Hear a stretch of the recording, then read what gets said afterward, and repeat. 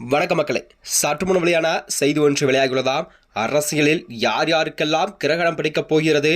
தேமுதிகவின் 2.0 கவுண்டன் start ஆகிவிட்டதாம். Premalatha விஜயகாந்தின் அதிரடி பேச்சு. வாங்க விடிவை மிமக்காங்க. அதாவது உள்ளம் தேடி இல்லம் நாடு என்ற பெயரில்தான் தேமுதிகவின் தலைவரான பிரேமலதா விஜயகாந்த் அவர்கள் தமிழகம் முழுவதும் தனது சுற்றுப்பயணத்தை மேற்கொண்டு வருகிறாராம். அது மட்டுமின்றி அவர் கூறியதாவது, தமிழகத்தில் உள்ள 234 தொகுதிகளும் தனது சுற்றுப்பயணத்தை தொடங்க இருப்பதாக பிரேமலதா விஜயகாந்த் அவர்கள் அறிவிப்பு ஒன்று வெளியிட்டிருந்தாராம்.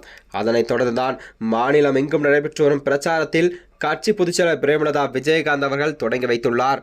அதனைத் தொடர்ந்துதான் இதன் ஒரு பகுதியாகத்தான் கேப்டன் விஜயகாந்த் நினைவாக கேப்டன் ரத யாத்திரை நடைபெற்று வருகிறதாம். அதற்காகத்தான் திருவாரூரில் நடைபெற்ற பிரச்சார நிகழ்ச்சியில் கூட பங்கேற்ற பிரேமலதா அவர்கள் பழைய பேருந்து நிலையத்திலுள்ள பெரியார் சிலைக்கு மாலைகளையும் அணிவித்து மரியாதை செலுத்தினாராம். பின்னர் நடைபெற்ற ரோடு ஷோவில் கூட மக்களிடம் வணக்கம் தெரிவித்துள்ளார். அது மட்டுமன்றி திருவாரூர் மக்களை சந்தித்தில் எனக்கு பெரும் மகிழ்ச்சி என்றும் பிரேமலதா விஜயகாந்த் அவர்கள் கூறியிருந்தாராம். அது மட்டுமின்றி பாதையில் திரளாக கூடிய பெண்கள் தொண்டர்களை எல்லாம் அவர்களை வரவேற்று செல்ஃபி எடுத்துக்கொண்டதும் செய்திகள் வெளிவந்தன.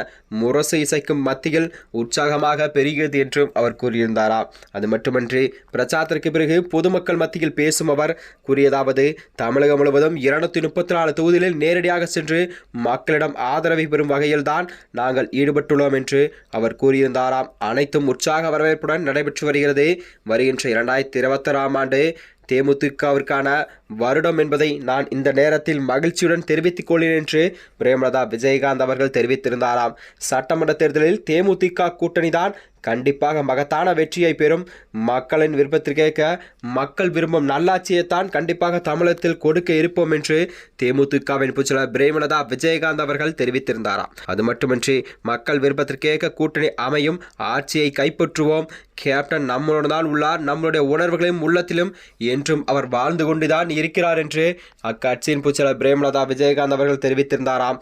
இன்று சந்திரகிரகணம் என்பது போல அரசியலுக்கு யார் யாருக்கெல்லாம் கிரகணம் பிடிக்கப் போகிறது என்பதை பொறுத்திருந்துதான் மக்கள் பார்க்கிறார்கள் என்று கூறியிருந்தாராம். வருகின்ற 2026இல் தேமுதிக யாருடன் கூட்டணி வைக்கிறதோ அவர்தான் தமிழகத்தில் ஆட்சி அமைப்பார்கள், அதில் எந்த ஒரு ஐயமும் இல்லை என்று அவர் உறுதிபட தெரிவித்திருந்தாராம். வரும் ஜனவரி 9இல் கடலூர் நடக்கும் மாநாட்டில் தான் தேமுதிக மாநாட்டில் அனைவருமே திரளாக கலந்து கொள்ள வேண்டும் என்பது எனது வேண்டுகோள் என்றும் பிரேமலதா விஜயகாந்த் அவர்கள் தெரிவித்திருந்தாராம். அத்துடன் திருவாரூரில் பொதுமக்களை கூறிய முக்கிய கோரிக்கைகளெல்லாம் குறித்து அவர் பேசியிருந்தார். ரோடு ஷோவில் கூட ரயில் வசதி இல்லை, வேலைவாய்ப்பு கிடையாது என மக்கள் நேரில் வந்து புகார்களை எல்லாம் தெரிவித்து வந்தார்கள். இவை அனைத்துமே கண்டிப்பாக 2026 சட்டமன்ற தேர்தலில் கண்டிப்பாக இந்த பிரச்சனைக்கெல்லாம் ஒரு தீர்வு காணப்படும் என்று பிரேமலதா விஜயகாந்த் அவர்கள் தெரிவித்திருந்தார். இன்று முதல் தேமுதிகவின் 2.0 கவுண்டன் ஸ்டார்ட் ஆகிவிட்டது. இதனைத் தொடர்ந்துதான் யார் யாருக்கெல்லாம் கண்டிப்பாக வருகின்ற 2026இல் கிரகணம் பிடிக்கப் போகிறது என்பதை உறுதிபடவாக பிரேமலதா விஜயகாந்த் அவர்கள் தெரிவித்திருந்தாராம். மேலும் இது போன்ற வீடியோக்களை தெரிந்து கொள்ள நமது சேனலை மறக்காமல் சப்ஸ்கிரைப் செய்து கொள்ளும். நன்றி, வணக்கம்.